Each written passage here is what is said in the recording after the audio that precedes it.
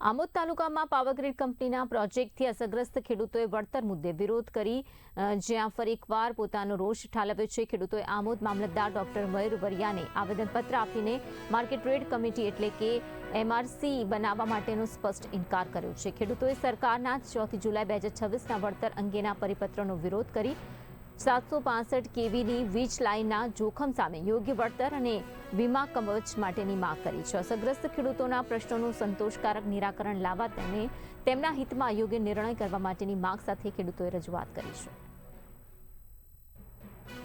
જય હિન્દ જય ભારત। આજે સમગ્ર આમોદ તાલુકાના ખેડૂતો મામલતદાર ઓફિસે MRC બાબતે જે બોલવામાં આવેલા હતા એ બાબતે સમગ્ર ખેડૂતો હાજર રહ્યા હતા। અમે મામલતદાર સાહેબને એક અમારો MRC બાબતે જવાબ આપેલો છે કે સરકાર અમારી ઉપર 1885 જે અંગ્રેજો સમયનો કાયદો લાગુ કરવા માટે પહેલાં તો એને નાબૂદ કરે, ત્યારબાદ જે પરિપત્ર 4/7/2026નો છે એની અંદર ખેડૂતો માટે કોઈ વીમા કવચનો ઉલ્લેખ છે નહીં, બરાબર।